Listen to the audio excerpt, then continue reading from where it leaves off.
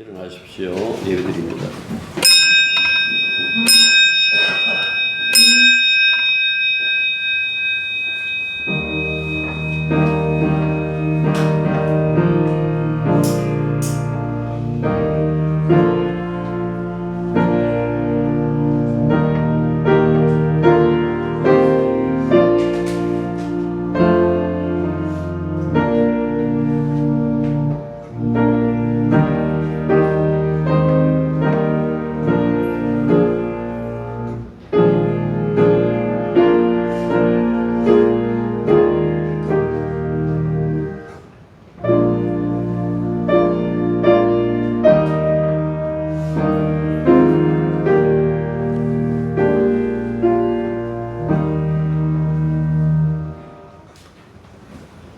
하나님이 세우신 그 창조의 질서 따라 계절이 바뀌었습니다. 말씀 앞에 늘 바뀌어지는 저희들이 되게 해 주시사 우리도 하나님의 창조물임을 나타나게 해 주시옵소서. 주님 말씀 앞에서 늘 겸손하게 하시고 드리는 이 예배를 통하여 우리 자신의 모습과 동시에 하나님의 사랑도 겸하여 볼 수 있는 그 신비로운 시간이 될 수 있도록 역사하여 주시옵소서. 예수님 이름으로 기도드립니다. 아멘. 아멘. 자, 하나님 말씀은 구약 예레미야 애가 3장 19절부터 26절까지입니다. 뇌고초와 재난 곧 쑥과 담즙을 기억하소서.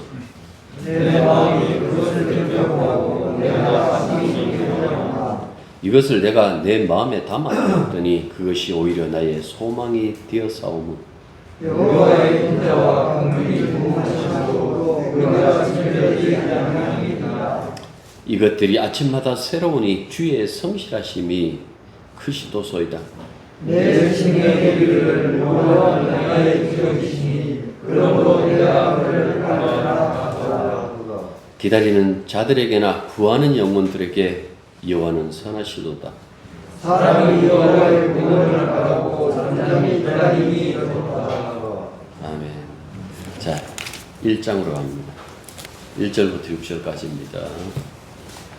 슬프다 이성이여 전에는 사람들이 많더니 이제는 어찌 그리 적막하게 앉았는고 전에는 열국 중에 크던 자가 이제는 과부같이 되었고 전에는 열방 중에 공주였던 자가 이제는 강제 노동을 하는 자가 되었도다.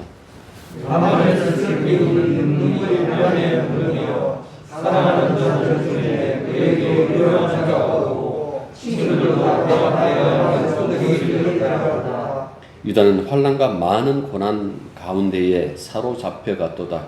그가 열국 가운데에 거주하면서 쉴 곳을 얻지 못하며 그를 핍박하는 모든 자들이 궁지에서 그를 뒤따라 잡았도다. 시온의 도로들이 슬퍼하며 결의를 지켜나가는 사람이 없습니다. 모든 성문들이 비판하여 제사장들이 탄식하며 자녀들이 근심하며 시온도 공고를 받았다. 그의 대적들이 머리가 되고 그의 원수들이 형통함은 그의 죄가 많음으로 여호와께서 그를 곤고하게 하셨음이라. 어린 자녀들이 대적에게 사로잡혔도다. 날 시온의 모든 영광이 하여 그의 제자들은 꼴을 그치지 못한 사슴들처럼 이건 자 앞에서 정신을 받았다. 예레미야 예가는 우리에게 다소 낯선 텍스트입니다. 예레미야서 뒤에 부록처럼 붙어있는 5장의 짧은 이 성경은 통도 갈 때나 설교를 듣거나 할 경우 아니면 별로 접하지 않기 때문에 그렇습니다. 사실은 이 예가가 5장으로 된 시입니다. 시로 되어 있는 이 5장인데 이 5장의 이 시 속에 과연 어떤 말씀이 있는지요. 이 배경은 주전 586년 대재앙, 다시 말해서 바벨론 왕 느부갓네살에 의해서 예루살렘 성전이 완전히 파괴되고 난 그 결과를 예가만큼 똑똑하게 우리에게 직접 들려주는 그런 성경도 없습니다. 예가는 유다가 망하고 하나님의 백성들이 포로로 잡혀가는 그 현실의 아픔과 그 참회를 시로 성화시킨 이 5편을 하나로 묶은 것을 가지고 이 애가라고 이렇게 얘기를 합니다. 하지만 지금으로부터 2600년 전이죠. 우리들의 현실과 전혀 다른 상황 속에서 쓰인 시이기 때문에 우리가 하나님 말씀으로는 읽습니다마는 우리에게 적지 않은 딜레마를 가져다 줍니다. 그 중에서 가장 큰 딜레마가 무엇일까요? 그것은 이런 거겠죠. 우리가 하나님 말씀을 읽는데 이 말씀이 우리에게 절실하게, 우리에게 너무나 절박하게 다가오지 않는다는 바로 그것이겠죠. 고대 이스라엘의 선지자가 쓴 이 시, 이 역사적인 이 증언을 우리가 그럼에도 불구하고 읽어야 되는 것은 그때나 지금이나 사실은 인간의 상황은 그렇게 변하지 않았습니다. 변하지 않았습니다. 그 속에서 종말의 시대를 살아가는 우리들이잖아요. 우리는 지금 성도로서의 그 삶을 살아가면서 도대체 성도로서의 그 삶의 고통이 무엇인가라는 것에 대해서 잊고 있지만은 이 애가는 우리가 이 땅에 살아가면서 어떤 고난을 당하면 이 고난들이 왜 왔는가라는 것에 대해서 상세하게 우리들에게 말씀해 주고 있다라는 그 이야기입니다. 이 시인은 예루살렘이 당한 재앙을 충격적 그 순간을 회상합니다. 이 뼈저린 현실을 어떻게 얘기를 하는가 하니까 하나님께서 죄를 저지른 자기 백성에게 내린 형벌이라고 선명하게 자각하고 있어요. 그러면서 이 시인은요, 백성에게 쏟아진 끔찍한 폭력들, 그리고 그때 그 폭력 속에서 고통에 젖은 신음들, 그걸 너무나 어떻게 보면 무자비할 만큼, 몰인정할 만큼 냉정한 시선으로 그것을 세밀하게 재현해 줍니다.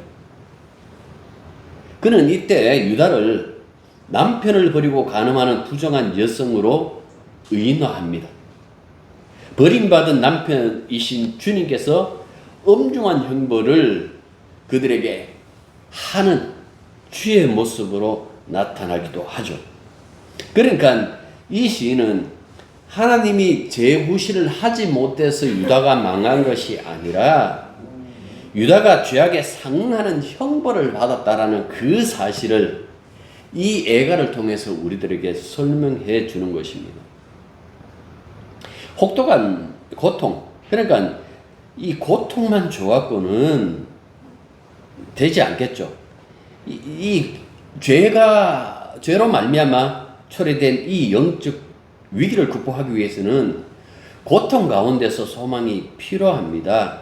그래서 이 예레미야 애가의 시인은요, 사실은 예레미야서 뒤에 붙여갖고 예레미야 애가라고 우리가 쉽게 얘기합니다만은 예레미야가 기록했다라는 궁극적인 어떤 이 증거가 사실은 보이지 않습니다. 보이지 않는데 그냥 우리가 평상적으로 그렇게 예레미야 애가 탈무드에도 예레미야가 썼다 뭐 이렇게 나오니까 그 예레미야 애가라고 이렇게 우리가 얘기를 합니다만, 아무튼 이 속에서 보면 이 애가가 예레미야의 그 예언, 예레미야의 이 그들에게 유다에게 했던 그 예언의 말씀이 고스란히 담겨지면서 그 속에서 형벌과 그 형벌 속에서의 그 회복, 그것이 긴밀하게 이 연결됐다는 것을 간파했어요. 하나님께서 자기 백성을 두들겨 패는데 그 두들겨 패는 것은 밉다, 다시는 너를 보지 않겠다라는 의미로서 패는 것이 아니라 그 자식이 회개하고 다시 자식의 자리로 돌아올 수 있도록 그 형벌하신다라는 그 사실을 예레미야 예언을 통해서 알았다라는 그 말씀입니다. 그래서 이 애가의 시는 독자들인 유다 백성들에게 하나님의 무한한 자비와 신비로운 그 공감, 하나님께서 때로는 우리들에게 무한한 자비를 주시고 우리들과 공감하는 그 마음으로 우리를 돌아보신다라는 것을, 그것을 가지고 이들을 설득하는 것이 바로 애가다라는 그 말씀. 그래서 애가는 절망적인 단식에서 시작해서 회개하고 하나님께 돌아가는 것을 희망 삼아 가지고 5장의 마지막을 그렇게 마무리합니다. 5장 21절과 22절이요 마지막 절인데 제가 세 번역으로 읽을게요. 주님 그냥 들으십시오. 그는 주님 우리를 주님께로 돌이켜 주십시오. 우리가 주님께로 돌아가겠습니다. 우리의 날을 다시 새롭게 하셔서 옛날과 같게 하여 주십시오. 주님께서 우리를 아주 버리셨습니까? 우리에게서 진노를 풀지 않으시렵니까? 하고 이렇게 마치고 있습니다. 여러분들 애가에 관한 이야기를 하나를 덧붙이자면요, 이 5장의 애가로 되어져 있잖아요. 그런데 1장 보십시오. 몇 절까지 되어 있죠? 1장이 몇 절까지 되어 있나요? 22절까지 되어 있습니다. 2장 보십시오. 몇 절까지 되어져 있나요? 22절까지 되어 있습니다. 4장 보십시오. 몇 절까지 되어 있나요? 22절. 5장도 22절까지 되어 있습니다만은, 자, 4장, 그 다음에 3장 보십시오. 몇 절까지 되어 있습니까? 66절까지 되어 있어요. 지금 왜 이렇게 되어 있는 거니까, 히브리 알파벳이 22자예요. 그래서 1절은 알렙, 우리 말하면, 영어로 말하면 A부터 시작해요. 2절은요, 베트, B로 시작해요. 이 1절이 제일 처음에 시작하는 그 단어가 에카예요. 우리 애가하고 비슷하죠. 에카라고 되어 있어요. 에카라는 것은 어떻게라는 뜻이에요. 그 에카라는 이 단어로 시작을 해요. 이렇게 순서에 따라 가지고 1장, 2장, 4장을 22절로 구성해요. 아까 3장은 66절인데요. 3장은 이 패턴에서 조금 벗어나요. 한 절이 아니고 세 절을 하나의 그룹으로 묶어가지고 알렙, 그 다음 또 세 절을 묶어가지고 베트, 또 세 절 묶어가지고 김멜 하고 이렇게 시작해요. 5장만은 예외입니다. 왜 5장만은 예외일까? 5장은 우리가 본 것처럼 22절로 되어 있지만 알파벳 패턴을 따르지 않습니다. 왜 알파벳 패턴을 따르지 않을까? 아마 유다 멸망의 혼란을 반영하는 것, 그런 어떤 의미로서 5장이 기록된 것은 아닐까, 그렇게 한번 생각해 봅니다. 자, 다시 본문을 보죠. 자, 3장으로 보시기 전에 우리가 보충 본문으로 삼은 1장 1절부터 아까 읽었잖아요. 우리가 읽었지 않습니까? 그 1장 1절 다시 한번 보시죠. 여러분들, 우리가 6절까지 읽었지만은 여기 시인의 통곡이 보이시나요? 왜 울죠? 그가 왜 통곡하는지, 왜 밤마다 그 눈물을 뒷밤에 흐르게 하는지 그 이유가 나오잖아요. 유다의 영광이었던 예루살렘이 무너지고 그곳에 살던 백성들이 많은 수가 포로로 끌려가서 이 유다가 인적이 드문 텅텅 빈 도시가 되었기 때문에 그렇다라는 그 이야기죠. 한때 열국 중에 크던 그 예루살렘 성을 뭐라고 얘기를 하고 있는가 하니까 과부, 남편을 잃은 여인으로 묘사하고 있습니다. 남편이 자기 곁에 있었을 때는 확고한 사회적 지위를 누렸던 그녀가 이제는 최하층의 삶으로 전락했다라고 그렇게 말씀하고 있죠. 성경에서 과부라고 그렇게 얘기했을 때는 뭐 고아와 과부 이렇게 얘기를 하잖아요. 이거는 보호자가 없어서 상실함, 상실된 혹은 공허함, 그런 이미지를 두고 있는 것이 바로 고아와 과부라고 이렇게 얘기를 할 수 있어요. 그러니까 그런 어떤 이미지를 지금 주고 있다라는 그 말씀입니다. 좀 더 여러분들 자세히 보시면 이 예루살렘 성의 과거와 현재를 대조하는 두 번째 이미지를 보십시오. 과거에는 뭐라고 했으면 공주라고 얘기를 했어요. 그 공주였던 그녀가 어떻게 되었습니까? 이제는 강제 노동을 하는 노예가 되었다 라고 얘기를 하고 있어요. 그리고 이 절에서는 신세가 극단적으로 변해버린 과부의 이미지로 끌고 갑니다. 그리고 밤마다 울죠. 낮에는 울지를 못해요. 왜? 강제노동에 동원되어가지고 뼈 빠지게 일해야 되니까. 그 잠시 동안 자리에 눕는 그 밤마다 웁니다. 눈물이 뒷밤에 흐른다라고 얘기를 했어요. 그만큼 상세하게 이렇게 보여주고 있어요. 남편이 있었을 시절 그녀의 지위를 부러워하던 주변의 친구들, 혹은 이걸 애인으로 번역할 수 있어요. 지위를 상실하고 노예가 되자마자 그녀에게 등을 돌렸을 뿐만 아니라 눈길도 주지 않는다라고 그렇게 얘기를 했어요. 그 2절에서 그 얘기를 하죠. 친구들 다 배반하니 원수들이 되었도다. 4절 보십시오. 시온의 도로들이 슬퍼하며, 이 길들이 어떻게 슬퍼하죠? 그 이야기는 3절 보십시오. 유다는 환난과 많은 고난 가운데서 사로잡혀 갔도다. 사람들이 사로잡혀 가니까 사람들을 북적이던 그 도로에 사람이 없다. 이걸 시적으로 슬퍼한다라고 그렇게 했다라는 그 말씀입니다. 특히 지도자들이 대부분 잡혀갔어요. 그래서 유다는 그 백성들이 일부분 남는데요. 아주 중대한 사회적 혼란을 겪습니다. 그래서 더 이상 독립적인 실체를 누리질 못해요. 이 유다 백성들은요, 뿔뿔이 그 열국으로 흩어져 살아가게 되죠. 뭐 디아스포라라 그래갖고 예수님 당시에 각국에서 사람들이 이렇게 몰려 명절을 지키는데요. 이 디아스포라들이 이때 시초예요. 이 바벨론을 망할 때에 이게 디아스포라들의 그 시초예요. 살기 위해서 도망치잖아요. 그 도망치는데 3절 보십시오. 뒤에 보십시오. 그를 핍박하는 모든 자들이 궁지에서 그를 뒤따라 잡았도다. 도망치는데 도망도 못 쳤어요. 다시 잡혔다는 이야기. 황폐해진 유다의 모습, 황폐해진 이 예루살렘 그 도시의 모습. 그래서 명절인데도 사람이 없습니다. 명절이면 복잡하게 될 그 길에 사람이 없어서 텅 비었다 하고 얘기를 하고 있습니다. 4절 계속해서 보십시오. 모든 성문들이 적막하며 지상들이 탄식하며 처녀들이 근심하며 시온도 공고를 받았도다 하고 이렇게 얘기를 하고 있어요. 이게 무슨 소리입니까? 명절 지키는 사람들이 와야 제사장이 그때의 역할을 할 수가 있잖아요. 하나님께 제물도 드리고. 처녀들은 명절 때 북적이며 신부감을 찾는 총각들이 사라졌다는 그 얘기예요.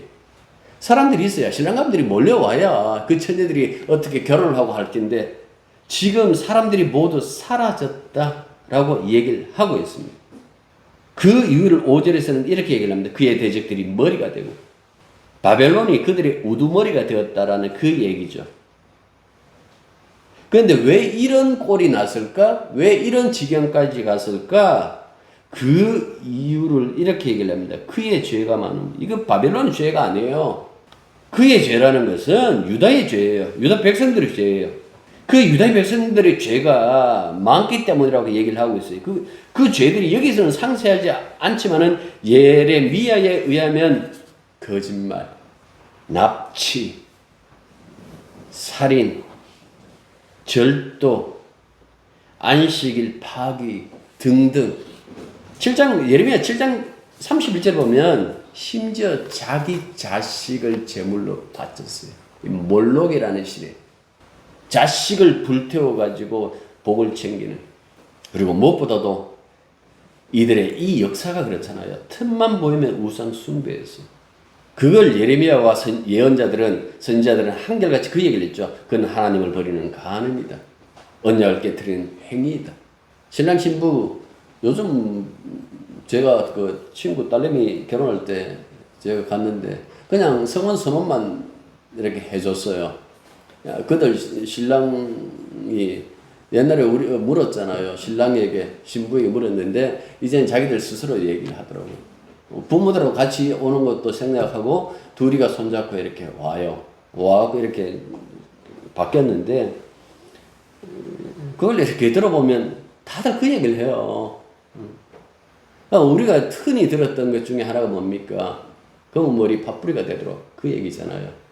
그걸 요즘 아이들한테 맞게 풀어가지고 얘기를 해요. 한결같이 뭡니까? 한결같은 사랑, 끝까지 사랑하겠다는 거예요. 그래서 그때마다 저는 속으로 해봐라, 사랑이 그렇게 쉬운가? 나들 해봐라, 사랑이 아니라 의리로 산다. 뭐 이렇게 하면서 있었습니다만은 지금 여기 보십시오. 이 사람들은 의리도 없었어요. 그래서 언약에 신실하시다 그랬잖아요. 누가? 하나님께서. 당신의 언약에 신실하신 하나님께서 참다 못해가지고 그들을 황폐케 했다라고 그렇게 얘기를 하고 있어요. 5절 보십시오. 어린 자녀들이 대적들에게 사로잡혔도다. 전쟁이 터지면 이 어린아이들까지 그 피해를 고스란히 받습니다. 그 약자들이 피해 보죠. 여성이나 약자들이 이렇게 피해를 봅니다. 이제 딸 시온의 영광이 사라졌습니다. 그건 5절 상반절에 있네요. 원수들이 이제 형통하기 때문에 6절에 나오네요. 딸 시온의 모든 영광이 떠나며 시온의 모든 영광이 사라졌다라고 그렇게 얘기를 했어요. 왜 사라졌을까? 시온의 영광은 시온 자체 것이 아니었어요. 누구 것이었습니까? 신랑 것.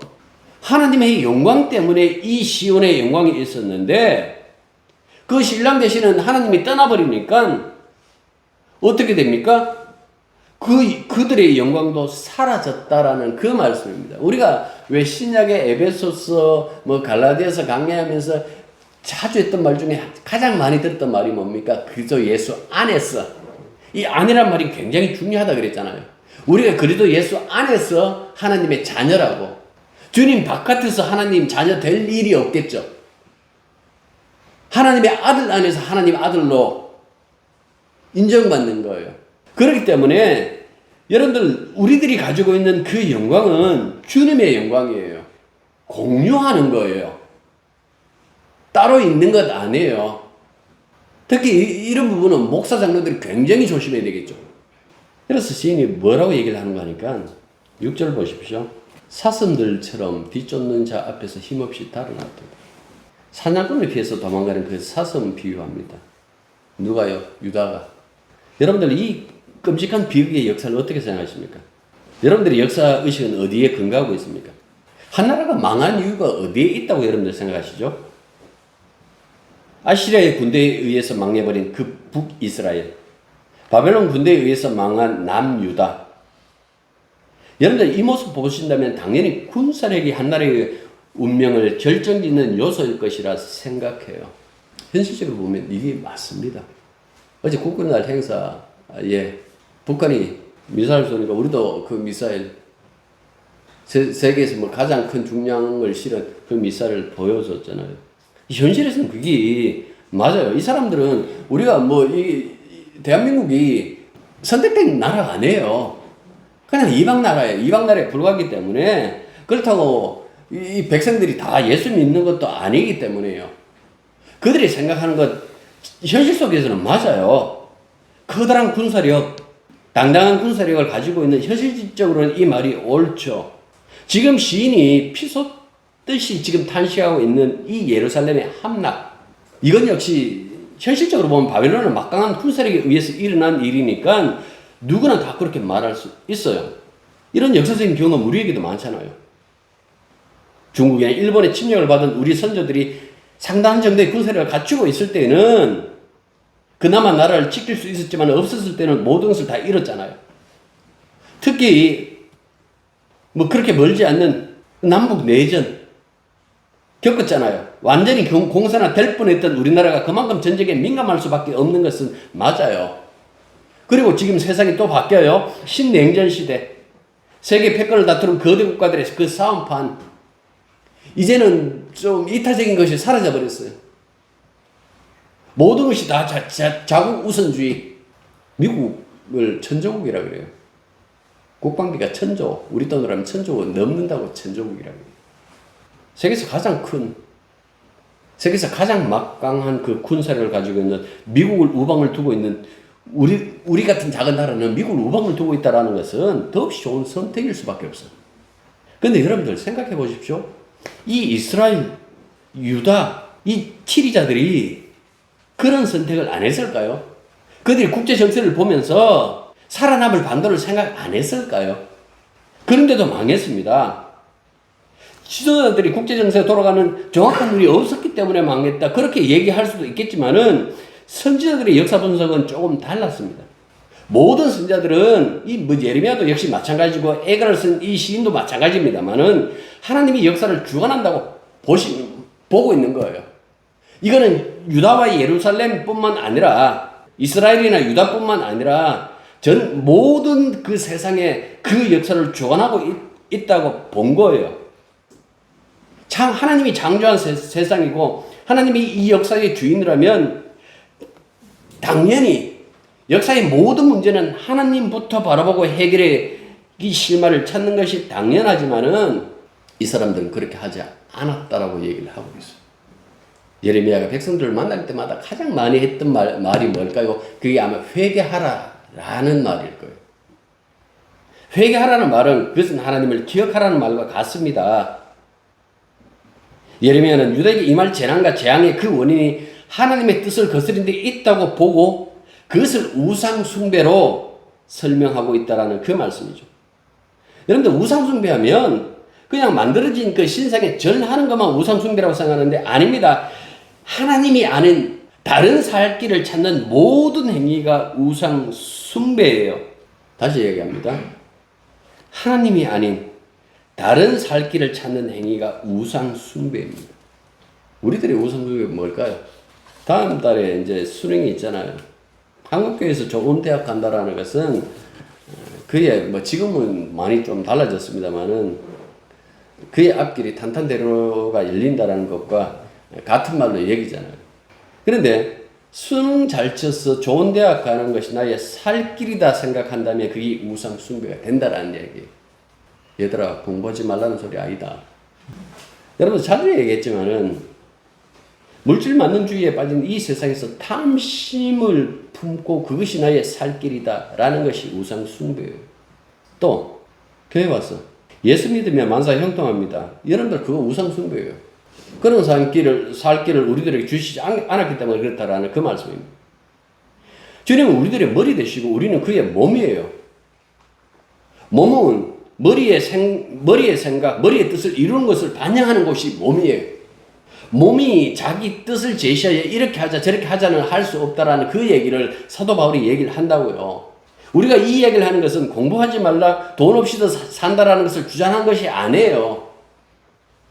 열심히 공부하고 열심히 그냥 돈 모세요. 대신 생각 하나를 분명히 하자고요. 그게 뭔가니까 여기에 내 미래가 달렸다라고 착각하지는 말자는 거예요. 지난 시간에도 그 얘기를 했잖아요. 진짜 중요한 것은 우리의 생전이 아니었어요. 진짜 중요한 것은 죽음 이후에 벌어졌어요. 그 죽음 위에는 현실의 영광이 되지 못하더라고요. 그때 정말 중요한 것은 관계입니다. 그게 아브라함의 언약으로 이렇게 나왔지만은 그건 주님과의 관계입니다. 여러분들 그 주님과의 관계를 외면하고 다른 것 붙잡고 사는 것을 가지고 성경에서는 우상 숭배라고 그렇게 얘기를 했어요. 이 에가의 시인은요, 자신들이 지난 역사들을 돌아봐요. 왜 우리가 망해야 했는지 가감없이 벗겨내요. 그냥 홀랑 그냥 벗겨내요. 자, 우리 이런 사람이었다. 거룩한 척 했지? 아니야, 우리 죄인이었어. 우리 입으로는 늘 하나님 입에 붙이고 주여 입에 붙이고 살았지? 아니야, 우리는 다른 데 목적을 두고 살았어. 주님은 안중에도 없었어. 그렇게 가감없이 자신들의 죄를 그냥 드러내는 그 이유는 이제 새로운 희망을 품기 위해서 그렇게 한다라는 그 말씀입니다. 이들의 실패는 단순합니다. 복잡한 사연이 없어요. 그 단순한 실패가 뭡니까? 하나님의 백성인데 하나님을 믿지 않았다는 것. 이게 그들의 실패였습니다. 역사학자들이 이런 말을 하죠. 지난 역사를 잊은 민족에게는 미래가 없다. 예가는 일종의 그런 노래입니다. 자, 3장으로 갑니다. 19절부터 보시죠. 뭐라고 얘기를 하고 있는가 하니까 그 얘기를 해요. 주님, 지난달을 잊지 않았습니다. 그러니 주님의 무한한 긍휼로 우리의 고통을 기억해 주시고 자비를 베풀어 주십시오 하고 노래하는 것이 오늘 우리가 읽던 이 본문이에요. 19절 보십시오. 자신의 고난을 기억하고 있다고 얘기를 해요. 내 고초와 재난 곧 쑥과 담즙을 기억하소서. 그 자신의 그 고초, 재난, 곧 쑥과 담즙. 이 쑥과 담즙은 그 고난과 재난들이 자신들에게 너무나 큰 충격, 너무나 쓰다라는 그 뜻을 담고 있죠. 그들이 지난 역사를 기억할 때마다 낙담할 수밖에 없는 그 충격과 실패였음을 알고 있습니다. 20절 보십시오. 내 마음의 그것을 기억하고 내가 낙심되오나. 잘했다는 것이 아니에요. 지난 역사를 생각할 때마다 내 마음이 낙심한다. 우리가 왜 그랬던 거. 그러나 시인은 낙담에 머물지 않고 소망으로 옮겨갑니다. 지금 낙담을 준 이 죄와 허물의 역사를 일부러 잊으려는 것이 아니라 죄와 허물의 역사를 마음속에 새겨둡니다. 그것을 기억하면서 주님께 이제는 소망을 둘게요 하고 다짐하는 거예요. 왜 주님께 두겠다고 얘기를 합니까? 22절 보시면 여호와의 인자와 긍휼이 무궁하심으로 인자라고 이 이게 그 단어는 하세드라고 되어 있어요. 이 헤세드의 복수 영역이라고 그러는데 이 헤세드 하면 보통 이제 사랑으로 이렇게 번역이 많이 뭐 인자, 은혜, 사랑 이렇게 번역될 수 있는데 이 하세드라는 것은 변함없는 사랑이라는 그 뜻이에요. 우리가 왜 완전히 망하지 않았을까? 왜 북조 이스라엘처럼 저렇게 완전히 사라지지 않을까? 그 이유의 그 원인을 어디에서 받는가 하니까 주님의 사랑과 긍휼, 그 무한하신 사랑과 그 무한한 그 긍휼 때문이었구나 라는 그 사실을 알았다라는 그 말씀입니다. 이것 때문에 우리가 완전히 망하지 않았구나. 그러니까 이제는 주님께 소망을 둘 수밖에 없겠네요. 우리가 주님만 이제 소망합니다라고 그렇게 얘기를 합니다. 23절 보십시오. 아침마다 이것들이, 사실은 이것들이라는 그 단어가 없어요. 아침마다 새롭다고요. 무엇이 새로울까요? 주님의 그 사랑과 긍휼이. 주님의 사랑과 긍휼이 아침마다 새롭다라고 얘기를 해요. 어떻게 아침마다 새로운 것이 나타날 수 있을까? 그게 바로 주님의 성실함이다라고 얘기를 하고 있죠. 그분의 성실함이 아침마다 우리들에게 사랑과 긍휼하심을 베풀고 있다. 그 얘기입니다. 그래서 24절 보시면 마침내 이런 신앙 고백합니다. 주님은 나의 기업입니다. 나는 주님만 바랍니다. 바랍니다 하는 이 단어는 향합니다라는 단어예요. 여기서 기업은 히브리어로 이게 헬레키라는 단어인데 이 말은 민수기 18장 20절에 보면요. 이 아론에게 하신 말씀이에요. 대제사장 계보에게는 이스라엘 땅을 그 약속의 땅을 기업으로 주질 않았어요. 그리고 이렇게 말씀하셨어요. 너는 이스라엘 자손의 땅에 기업도 없겠고 그들 중에 아무 분깃도 없을 것이나 내가 이스라엘 자손 중에 내 분깃이요 너의 분깃이요 너의 기업이니라 하고 말씀하셨어요. 사람은 자기 기업이 돈줄이 되는 거 사람이 신경 쓰게 돼 있어요. 그죠? 그러면 하나님이 우리들의 기업이라면 어디에 마음을 쏟아야 될까요? 하나님께 쏟아야 되는데 그걸 이때까지 못했다는 이야기예요. 그래서 하나님이 이제는 우리들의 기업이므로 항상 우리가 하나님을 바라보겠고 하나님이 유일한 희망이다 라고 이렇게 고백하고 있는 거예요. 25절 보십시오. 기다리는 자에게나 구하는 영혼에게 여호와는 선하시도다. 사람이 여호와를 구원을 바라보고 잠잠히 기다림이 좋도다. 이 두 절을 제가 읽었는데 독자들이 이렇게 혼자죠. 하나님께 소망을 주십시오. 당신 영혼으로 주님을 찾는다면 주님은 당신에게 선을 베푸실 것입니다. 그러니까 잠잠히 조용히 사도 바울의 이 권유를 따른다면 바울이 이런 얘기를 했어요. 우리의 소망은 보이지 않는 것이다 그랬어요. 당신네들이 진짜 보이지 않는 것을 소망한다면 참고 기다리라 그랬어요. 언제까지요? 주님이 다시 나타나실 때까지. 그 이야기를 지금 앞서서 애가를 통해서 시인이 우리들에게 권면하고 있는 거예요. 우리가 이 일을 해결하겠다고 이집트에도 붙어보고 때로는 바벨론에 붙었다가 또 다른 어떤 그 세력에 붙어보기도 하고 또 때로는 우리끼리 힘을 합쳐가지고 한번 붙어보자 하고 뭉쳐봤지만은 다 실패했다. 내가 꿰내고 머리내고 했던 그 모든 일들은 실패하고 결국 돌아보니까 우리 하나님, 우리를 끔찍이도 사랑하는 아침마다 새로운 것을 우리들에게 새로운 사랑을 내시는 그 하나님의 성실하심이 있는데도 불구하고 우리는 다른 거 붙잡다가 이렇게 망했다. 그 얘기를 하고 있는 거예요.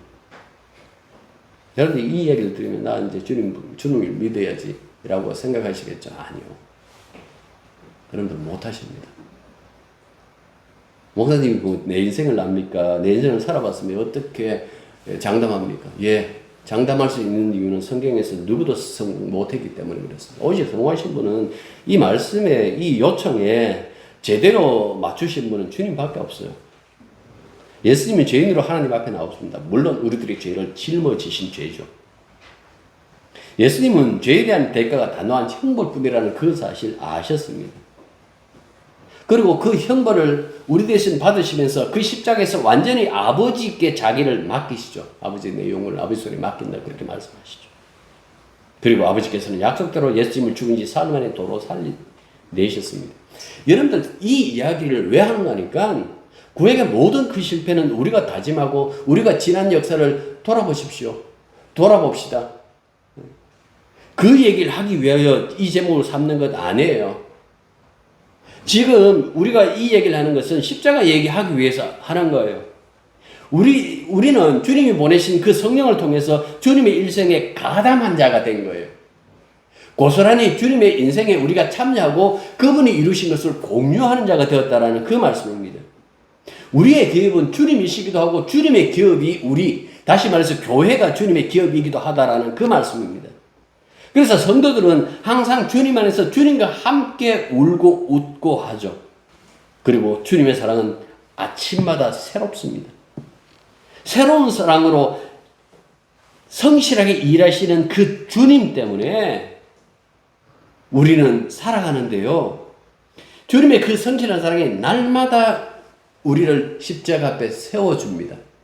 십자가는 지나간 역사가 아니에요. 십자가는 영원한 그 현재예요. 우리는 지금 에가의 이 시인이 요구하는 것처럼 지난 역사를 반면교사로 삼아서 새 소망을 가지는 것이 아니라 이미 우리는 새 소망 안에 들어와 있고 십자가의 사건을 통해서 우리가 어떻게 구원받았고 어떤 사랑을 받았는지에 대해서 아는 자들이 되었다라는 그 말씀입니다. 우리는 그리스도의 십자가 안에서 우리의 죄가 영원히 무너진 그 자리에 하나님의 사랑이 세워지는 것을 날마다 봅니다. 그는 주님의 세밀한 그 사랑 때문에 우리가 그것을 본다라는 것을 생각할 때에 날마다 이런 주님을 찬양하는 것이 마땅하지 않겠습니까? 그 얘기를 하고 있습니다. 기도하겠습니다. 주님 주신 은혜와 그 사랑이 날마다 새롭게 그리고 한결같이 그리고 영원히 변치 않고 있음에도 불구하고 우리의 눈길은 주님 아닌 다른 곳에 두고 있는 것은 아닐런지요. 그것이 신이 지적한 우상 숭배라는 그 사실을 저희들 잊지 말게 해 주십시오. 주님 안에서 주님이 하신 그 일을 날마다 보게 하십시오. 우리 자신을 자랑하지 말게 하셨고 십자가 안에서 늘 우리는 죄인뿐이었음을 고백하고 우리가 하나님 앞에 의롭다 하고 자녀로 칭함받는 것은 주님 때문인 것을 잊지 말게 해 주시옵소서.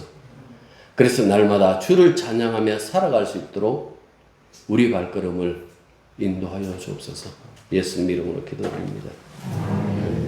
이제는 우리 주 예수 그리스도의 은혜와 하나님 우리 아버지의 크신 사랑과 성령의 교통하심과 교제하심이 진실로 날마다 새로운 역사로 다가오는 십자가 안에서 하나님의 사랑이 얼마나 컸는지 우리의 죄의 모습이 얼마나 참혹한 것인지 깨달으며 주를 찬미하는 것으로 남은 인생 살기를 기뻐하는 당신의 자녀들 위해 이제부터 항상 함께 있기를 축원합니다.